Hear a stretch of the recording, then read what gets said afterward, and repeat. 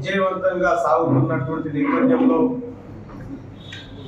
India కూటమిలో అలజడులు సృష్టించాలని, India కూటమిని భయపెట్టే కార్యక్రమాలు చేయాలని ఎప్పట్లాగే భారతీయ జనతా పార్టీ అధికారంలోని ఎన్డీఏ ప్రభుత్వం భావిస్తూ ఉంది. న్యాయయాత్ర పైన జరిగినటువంటి దాడిని తీవ్రంగా ఖండిస్తా ఉన్నాం.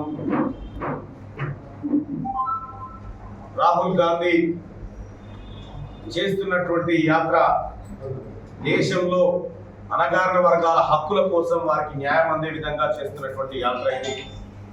ఈ యాత్రని భారతీయ జనతా పార్టీ అడ్డుకోవాలని, ఆయనని దేశంలో తిరగనీయవద్దని అనేక రకాలుగా కుట్రలు కుతంత్రాలు చేస్తూ ఉంది. ఇదంతా దేశ ప్రజలు గమనిస్తూ ఉన్నారు. నరేంద్ర మోడీ ప్రజలు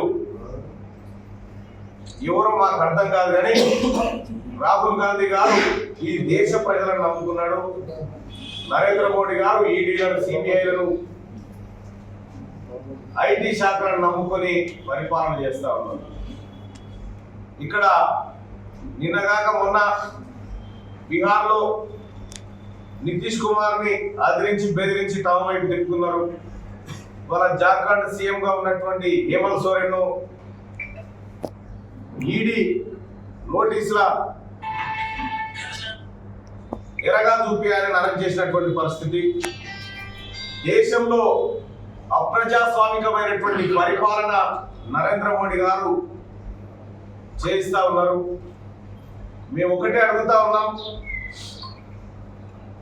ఎన్ఫోర్స్మెంట్ డైరెక్టరేట్ కి ఇండియా పక్ష కూటమిలు కనిపిస్తాయి తప్ప కేసీఆర్ ఎందుకు కనిపిస్తలేడు?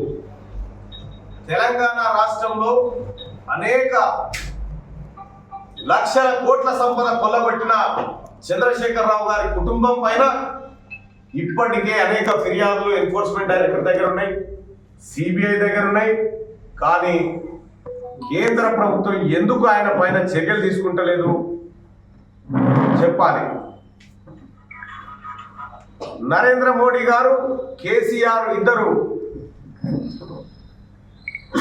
చీకట్లో ఒకే గొంగడి కప్పుకొని మాట్లాడుకునేటువంటి వ్యక్తులని ఇప్పటికే తెలంగాణ సమాజానికి, దేశ ప్రజలకు కూడా అర్థమైంది.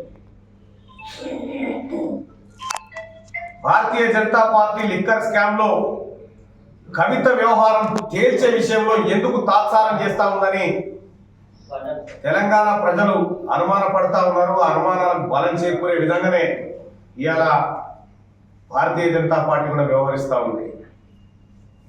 అంటే మీకు చీకటి దోస్తులకు ఒక న్యాయం, ప్రజాస్వామ్యయుతంగా మీకు వ్యతిరేకంగా పోరాడేటువంటి పార్టీలకు మరో న్యాయం అనే విధంగా భారతదేశంలో ప్రస్తుత పరిణామాలు ఉన్నాయి.